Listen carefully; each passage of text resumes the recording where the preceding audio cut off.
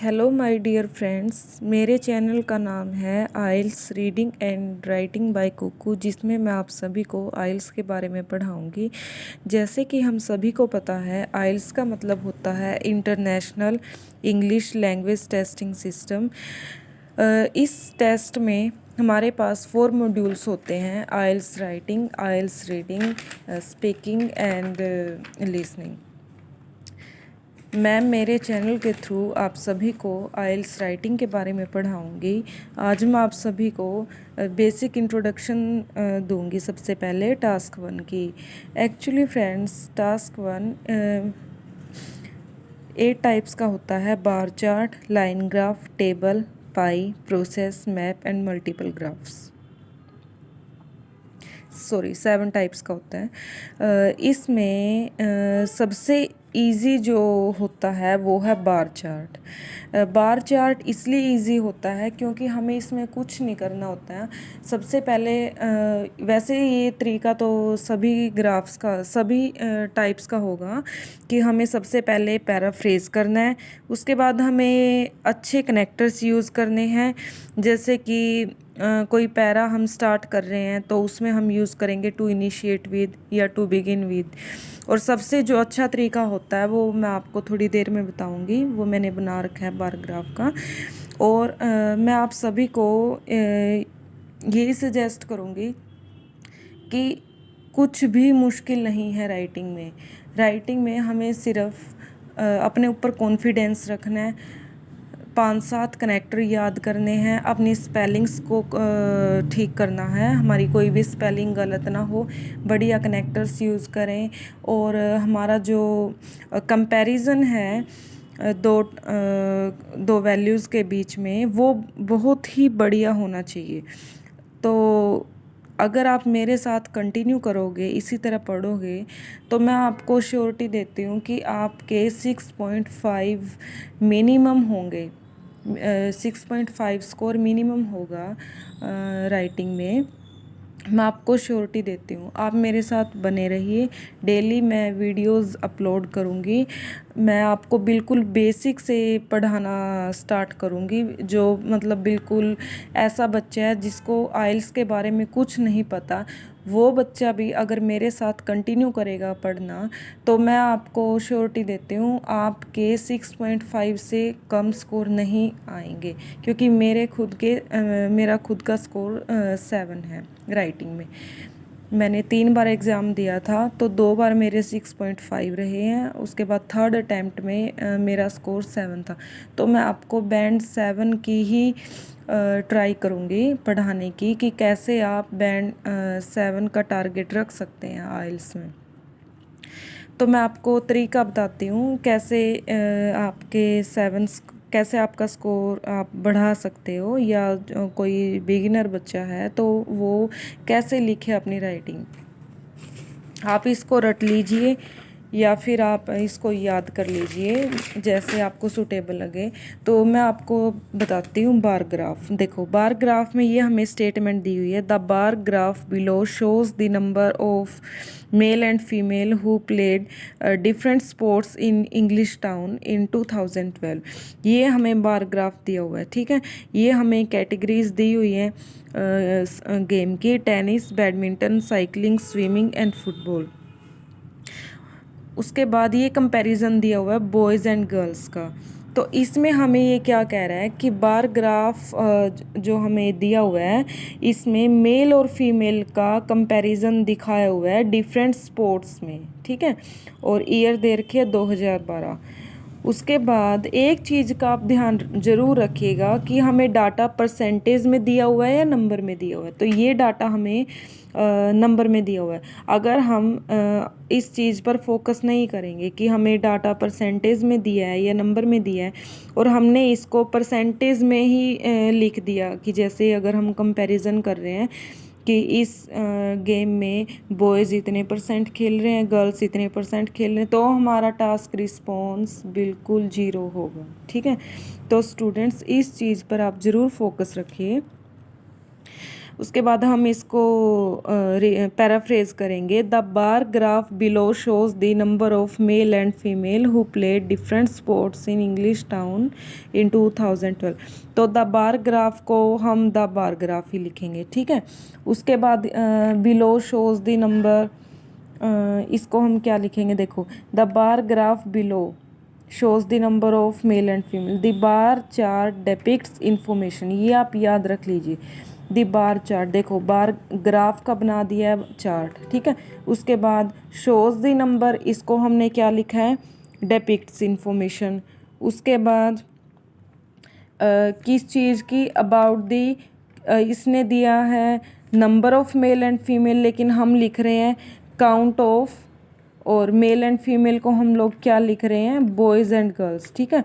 Who were playing, यहाँ लिखा हुआ है हु प्लेड, तो who were playing different sports, यहाँ क्या दिया है, डिस्टिंक्ट टाइप्स ऑफ स्पोर्ट्स, ये सेम लिख दीजिए आप, इसमें कोई दिक्कत नहीं। English town in 2012, English town, या फिर लिख सकते हैं इन द ईयर ऑफ 2012, ठीक है। उसके बाद ये हो गया हमारा फर्स्ट स्टेप, ठीक है। तो फ्रेंड्स, आपका जो हाफ बैंड होता है वो इंट्रोडक्शन का होता है। अगर आपकी इंट्रोडक्शन आपने ढंग से पैराफ्रेज की हुई है, कोई मिस्टेक नहीं करी, तो आपके 0.5 तो यहीं आ गए, ठीक है। ये चीज़ ध्यान रखिएगा। तो introduction is the main point of any task, introduction and overall. तो एक बैंड आपका इन दोनों का ही बनता है, ठीक है। उसके बाद फर्स्ट पैरा आपका स्टार्ट हो जाएगा यहाँ से। इसमें आपने या तो आप लिख दीजिए टू इनिशिएट विद,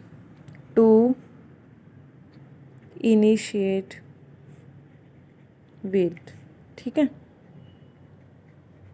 या फिर आप लिख दीजिए टू बिगिन विद।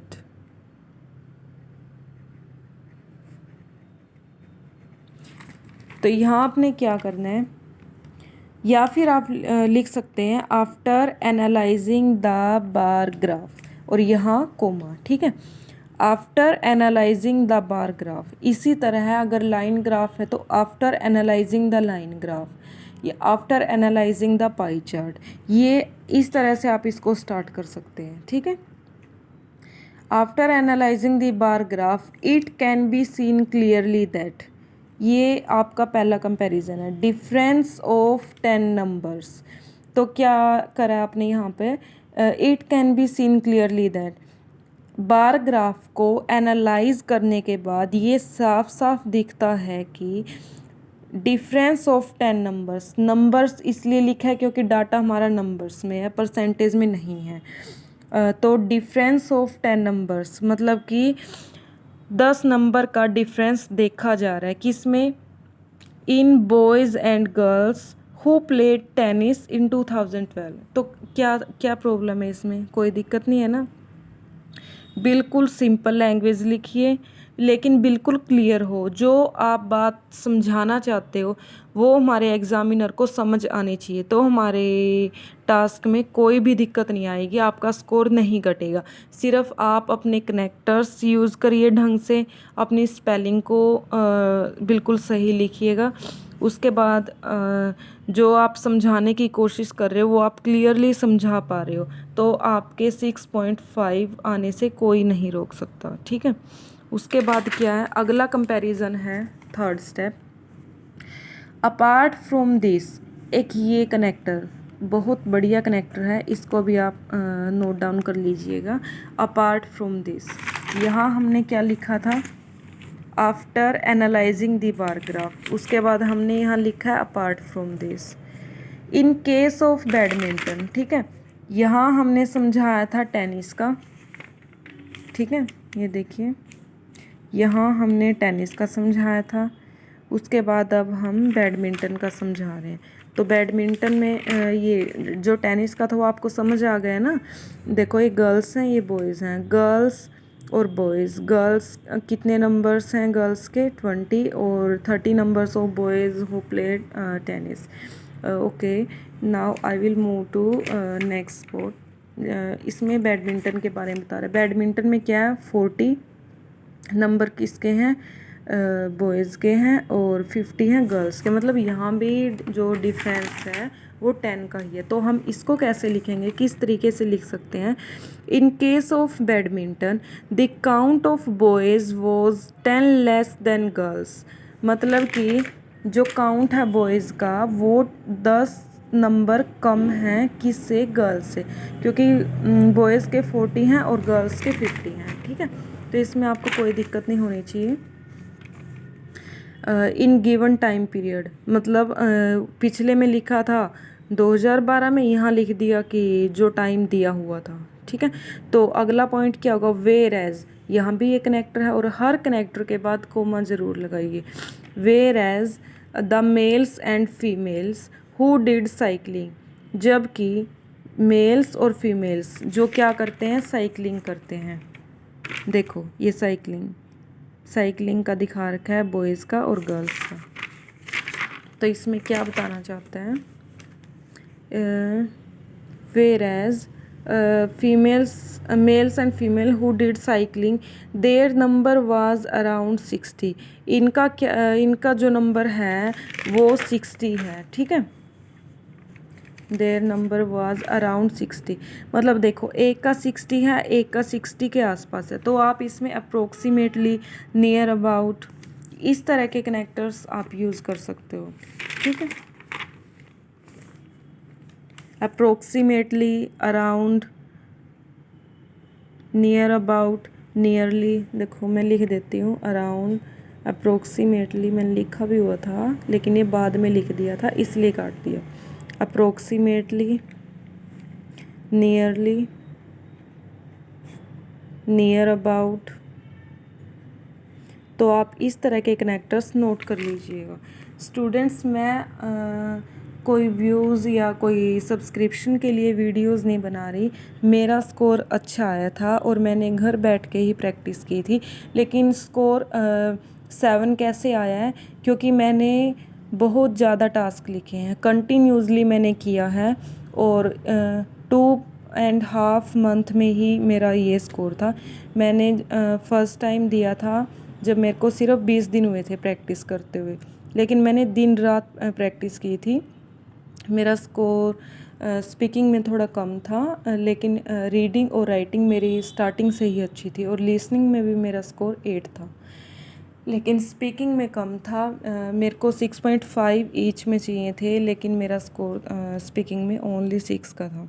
तो फ्रेंड्स, मैं आप सभी की हेल्प करने के लिए ये वीडियोस बना रही हूँ, लेकिन प्लीज़ आप इसको आगे ज़रूर फॉरवर्ड कीजिएगा ताकि ज़्यादा से ज़्यादा बच्चे हमारे साथ जुड़ें और मैं सभी को, मोस्ट ऑफ़ द बच्चों को ये मेरा तरीका पढ़ाने का सिखा सकूँ, ताकि आप सभी के मन में, जिन बच्चों के अंदर ये डर बैठा हुआ है, ये फोबिया है कि आइल्स राइटिंग बहुत ही टाइट मार्किंग करती है, बहुत ही टाइट मार्किंग होती है इसमें, या मतलब कम स्कोर आता है, तो ऐसा कुछ नहीं है बच्चों। मैंने भी एग्ज़ाम दिया है, फर्स्ट टाइम सेकंड टाइम मेरा 6.5 ही था। मैं पहले आपको टास्क 1 सिखाऊंगी, उसके बाद मैं आपको टास्क 2 सिखाऊंगी, तो इसको ज़्यादा से ज़्यादा फॉरवर्ड कीजिएगा। अभी ये मेरा भी ये बिगनिंग पीरियड है, मैंने आज से ही वीडियोस बनाना स्टार्ट किया था। मैं इतनी फेमिलियर नहीं हूँ यूट्यूब पर कैसे वीडियोस को अपलोड करना है, कैसे इसको, मेरी वीडियोस को ज़्यादा से ज़्यादा शेयर करूं, मतलब मेरे को इस चीज़ की नॉलेज नहीं है, लेकिन कोई बात नहीं, धीरे धीरे सीख जाएंगे। आज पहला दिन था, तो मैं डेली ये वीडियोस अपलोड करूंगी ताकि आप सभी बच्चों की हेल्प हो सके। ठीक है, तो ये आपने नोट डाउन कर लिया। उसके बाद 4th स्टेप है और सेकंड पैरा। ठीक है, सेकंड पैरा देखो, फर्स्ट पैरा हमने कैसे डिफ्रेंशिएट किया है, after analysing the bar graph. उसके बाद सेकंड पैरे को हम कैसे डिफ्रेंशिएट करेंगे, फर्दर देखो, further the bar graph collates that. ठीक है, यहाँ स्टार्टिंग में हमने लिखा है the bar chart depicts information. तो देखो ये 3 वर्ड नोट डाउन कर लीजिएगा, डिपिक्ट्स, आफ्टर एनालाइजिंग उसके बाद further the bar graph collates that. ठीक है, काफ़ी अच्छी वो कैब है। देखो वो कैब भी मैटर करती है राइटिंग में, लेकिन धीरे धीरे हम सब सीख जाएंगे। ठीक है, further the bar graph collates that swimming was done by 80 boys, however the number was decreased by 15 cases of girls. देखो स्विमिंग कितने बच्चों के द्वारा की गई है, 80 बॉयज़। देखो swimming was done by 80 boys whereas एज यहाँ हाउएवर देखो अगर कनेक्टर फुल स्टॉप के बाद हमने स्टार्ट किया है, मतलब यहाँ पर हमारा फुल स्टॉप था, उसके बाद हमने यहाँ से कनेक्टर स्टार्ट किया, तब तो कनेक्टर के बाद कोमा आएगा। लेकिन अगर कनेक्टर हम लाइन के बीच में यूज़ कर रहे हैं तो कनेक्टर से पहले कोमा आएगा, मतलब जो हमारी फर्स्ट लाइन थी वहाँ उसके एंडिंग में यहाँ कोमा आएगा और ये छोटा आएगा स्मॉल लेटर वाला। However the number was decreased by 15 cases of girls. तो देखो गर्ल्स के केस में 50 से गर्ल्स के केस में ये नंबर 50 से डिक्रीज़ हो गया। ठीक है, दिख रहा है ना आप सभी को। देखो बॉयज़ के केस में 80 था और गर्ल्स के केस में 30 था, तो मतलब 50 का डिफरेंस। और वही यही बात लिखी गई है यहाँ पर। देखो कुछ नहीं करना, कंपैरिजन बनाना है अपने दिमाग में, बहुत बढ़िया वाला कंपैरिजन। मतलब हमें सिर्फ अपनी बात समझानी है कि आप जो उन्होंने इस ग्राफ में दिया हुआ है इसको हम कैसे एक्सप्लेन कर पाएंगे, इसी को हम बढ़िया राइटिंग बोलेंगे। ठीक है, मतलब हाँ, हम इसको कितने अच्छे से एक्सप्लेन कर पा रहे हैं, डिफ्रेंशिएट कर पा रहे हैं, ठीक है, कंपैरिजन बना पा रहे हैं, इस चीज़ पर मैं हमारा जो स्कोर है आइल्स का वो मैटर करता है। तो अगर जितना अच्छे से हम इसको भी इन दो पॉइंट्स के बीच में कंपैरिजन दिखाएंगे उतना अच्छा हमारा स्कोर आएगा। और ध्यान क्या रखना है, बढ़िया वो कैब यूज़ करें, बढ़िया कनेक्टर यूज़ करें और कोई भी स्पेलिंग मिस्टेक ना हो, आपस में लिंक हो हमारे वर्ड्स। ठीक है, कोहिरेंस एंड कोहिजन बना रहे, जितना अच्छा बना रहेगा उतने अच्छे आपके स्कोर आएंगे।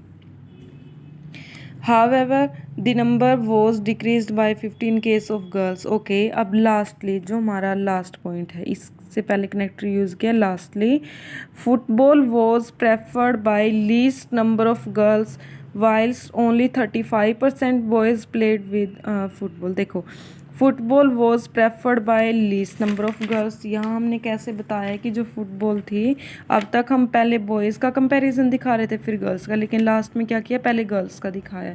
देखो गर्ल्स कितना प्रेफर कर रही है फुटबॉल को, ओनली 10। ठीक है, ओनली 10 ही नंबर, तो फिर हम इसको लीस्ट प्रेफरेंस बोल सकते हैं गर्ल्स की। तो वही हमने यहाँ बोला है, football was preferred by least number of girls whiles, जबकि only 35% boys played with football. सिर्फ 35% बॉयज़ ने फुटबॉल खेला था। तो ये था हमारा टास्क 1। और लास्ट में हम कैसे ओवरऑल कैसे बनाएंगे, overall comma maximum number of boys were interested in swimming. इसको हमने कैसे बताया है कि ज़्यादातर maximum number of boys were interested in swimming में इंटरेस्ट था बॉयज़ का। वाइल्स बोल सकते हो या वाइल बोल सकते हो। और ये भी चीज़ देखनी है हमें कि वर्ड रिपीटिशन कितनी है हमारे टास्क में, वर्ड रिपीटिशन ना हो। अब देखो वाइल्स मैंने यहाँ भी यूज़ किया था, कहाँ है ये रहा, और यहाँ फिर वाइल्स लिखा है, तो यहाँ वाइल यूज़ कर सकते हैं वाइल। जबकि least number of girls showed their keen interest in football, तो इसमें क्या बता रहा है कि जबकि कम से कम नंबर ऑफ गर्ल्स ने अपना कीन इंटरेस्ट दिखाया है किसमें, फुटबॉल में। ठीक है, तो फ्रेंड्स ये था हमारा बार ग्राफ। आज हमने बार ग्राफ कंप्लीट किया है। कल मैं अगला टास्क लेके आऊँगी और टास्क 1 कंप्लीट होने के बाद मैं टास्क 2 स्टार्ट करूँगी। और अगर मेरे को रिस्पॉन्स अच्छा दिखा, ज़्यादा से ज़्यादा बच्चे मेरी वीडियोस को देख रहे हैं, लाइक कर रहे हैं, ठीक है, तो उसके बाद मैं धीरे धीरे रीडिंग भी स्टार्ट करूँगी। तो मैं दोनों मॉड्यूल पढ़ाना चाहती हूँ, लेकिन अल्टरनेट डेज में। लेकिन मैं ये सोच रही हूँ सबसे पहले मैं टास्क 1 कंप्लीट करूँ, उसके बाद मैं जब टास्क 2 पर पहुँचूँगी तो मैं अल्टरनेट डेज में रीडिंग एंड राइटिंग दोनों करवाऊँगी। ठीक है, तो ये था आज के लिए। तो थैंक यू फ्रेंड्स, प्लीज़ अपना कोऑपरेशन ज़रूर दिखाना, और मैं भी ऐसे ही इंफॉर्मेटिव वीडियोस लेके आती रहूँगी, मेरे साथ बने रहिए। Okay friends, thank you, bye.